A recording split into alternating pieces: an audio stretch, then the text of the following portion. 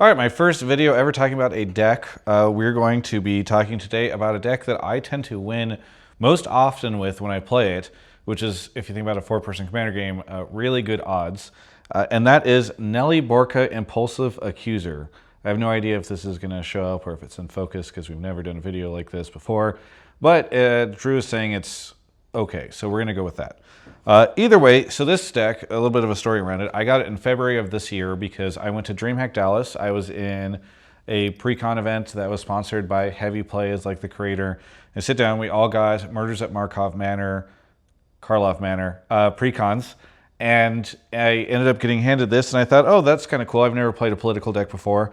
And I fell in love with it. Pretty much immediately, I played, and I think I won my game against my opponents, and then later that night, I believe I played it against Anna Margaret and some other friends, and ended up winning that too. And I have just loved it ever since, started doing upgrades with it, and have upgraded a ton. I won't read every card that I'm going to say here, because they're going to be up on screen, and so you can read them yourselves. But Nelly Borca is a 4-cost card with a red pip and a white pip in its cost. It's a 2/4. She has Vigilance, and whenever she attacks, you suspect target creature. Suspect means that they have menace and they cannot block. So that's really nice. You're doing that to your opponent's stuff. Then you're goading all suspected creatures. So this tends to build up over time because every time you're attacking, you are suspecting something, and then every time you attack again later on another turn, all the stuff that you have previously suspected, including the thing you just suspected, is now goaded. It also makes it easy to attack in with her because they can't block. So if they've got like one creature on the board, or maybe one scary creature and one like 1/1, you can just swing in knowing that you're going to be able to be fine because you're making it so they can't block her and kill her. Whenever one or more creatures an opponent controls deals combat damage to one or more of your opponents, you and the controller of that creature each draw a card. This is really cool because you're going to get potentially 3 additional cards each round, because if you can convince all of your opponents to attack each other, then you're going to be getting cards, they're going to be getting cards, and you're going to be getting an advantage because they might get 1 extra card, but across all of the turns, you're going to be getting 3. So you start to come out really ahead. I saw some people, when I was looking at the pre-con guide, say that there was not a lot of card draw in this. I think there is a lot of card draw just in the basic pre-con, but also you're going to be getting a lot of card draw just off of her effects. So let's talk a little bit about the card and the deck. One, I think you need to play this in a pod that is not like super high power. I know that I said I win most games that I play with it. I think it is really difficult to get into pods and win whenever you've got people who are just not attacking each other. They have decks that are designed for infinite combos or to make you sack all your creatures or whatever. Like anything where you're just going to be incidentally getting screwed over is not going to be good for Nelly and your play. But the majority of commander games have people playing creatures and attacking each other. And so unless you're trying to go up to like CEDH or right below, I think you're going to be fine the vast majority of the time. As I said, she's easy to swing with because of the suspectability, but there's a couple other things you can add into this deck that make it safer to swing with, like Reconnaissance. So if she swings, you're going to be fine. You're going to be getting all these cards. And the main way, let's talk a little bit about how you're going to be playing your games. There's 2 phases which I think of whenever I'm playing Nelly. So the first phase is you have 3 opponents. And then the second phase is you have 1 opponent. And they both play very differently. So in the first phase, what you're doing is you are just spending a lot of time trying to make it way smarter for your opponents to attack each other than to attack you. And that sounds like it might be complicated or difficult, but there's just a couple things that you can do. Like usually if there's 1 or 2 reasons not to attack you, people will just attack each other. So a great example is Nelly's own ability, which is, people are incentivized to attack each other because then they get the card. But you also run a bunch of things that just make it slightly inconvenient. So things like Ghostly Prison or Windborn Muse, which will make it harder for them to attack you without paying costs. I like to have little threats on the board for them. So like Soul Snare, where it's like, okay, if you do this, right now I can exile one of your creatures if it's the thing that's attacking.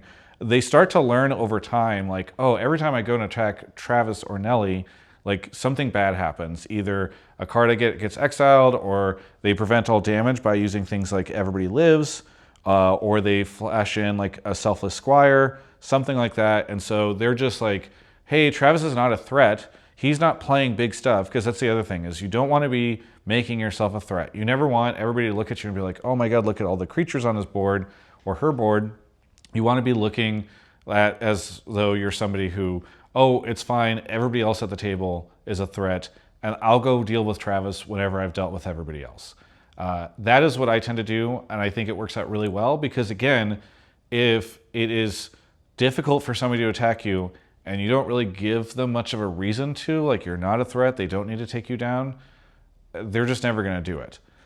The other thing that you're doing in this phase is you are spending a lot of time making your opponents all like attacking each other or forcing them to attack each other. Obviously, the goad mechanic is a huge part of that, but there are cards in here like Taunt from the Ramparts that just make it so that everybody's going to swing in on each other, and it's great. And again, the whole time you're sitting there at like 35 health, 39 health, you're drawing all these incremental cards, and people are just ignoring you because they don't have a reason to attack you, and it's annoying too. So then you've made it to the second part of the game, which is you're in second, or it's you and one other person, and you're fighting for first and second.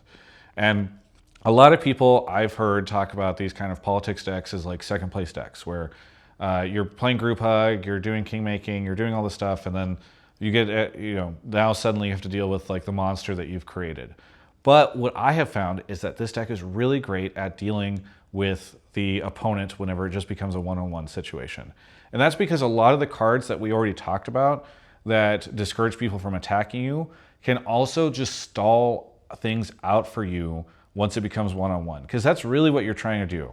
You're like, okay, you're swinging in on me. They think they've got all this damage coming at you, and then you're like, everybody lives. Okay, now they've like tapped out all their creatures. They're wide open. You can also do a bunch of board wipes where once it's just you and them, and they've got this big board, and you're sitting there with like Nelly or one other creature, you just slam a Farewell down, you slam a Promise of Loyalty down, both of which are in the deck. Link in the description if you want to take a look at my Mox Field. Now the game is kind of reset, and they're probably at less health than you, and they probably have less cards than you because you've been drawing a ton. Because that's the other thing, is when you get into like the second phase, the 1v1 phase, you've just accumulated all these cards, many of which you have not needed to play because you've just been waiting for this moment.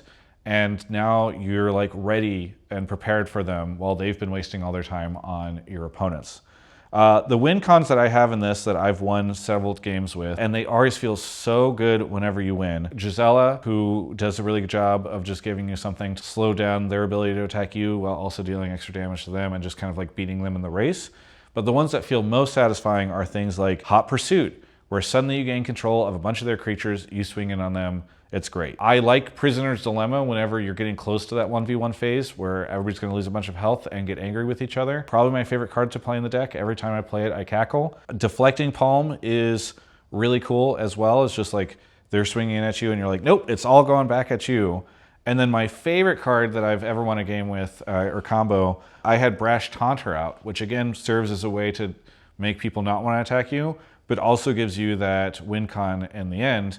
Because you can have Brash Taunter, you can make it so that, they're like 20/20 commander, they can't swing at you because you can just use Brash Taunter to block it. Favorite moment ever. They swung all this damage at me. They were so confident. I was probably like 7 health or something. I had Brash Taunter out and I cast Gideon's Sacrifice and I take all the damage they're sending at me. I send it all into the Brash Taunter and all of that damage goes back at them and then they lose the game. So the deck is just really fun to play. You're making jokes with your friends like, okay, you can attack him, you get the card. Oh, did you see how he attacked you? Okay, you should get the card. You're doing all these kind of fun things, but at the end, you're really like using these small little tricks to beat like their massive board state or their huge creatures or whatever big plan they have to take you down. And yeah, that's what makes this my favorite deck. I think Nelly Borka is actually really underrated. There's a ton of great stuff for her already in the pre-con if you just play her alone. But I think without spending too much money, you can also just upgrade her and make some cool stuff happen. So anyway, check out Nelly Borka. That's my favorite. If you like this, please subscribe and please leave a comment because obviously I'm kind of new to all this and I'd love to know what you all think about it. And it's cool to see the channel grow if you decide to do that, because if it doesn't grow, I will probably just live in that moment in 2024 where you're not getting the serotonin, so you just open up TikTok and you do that instead.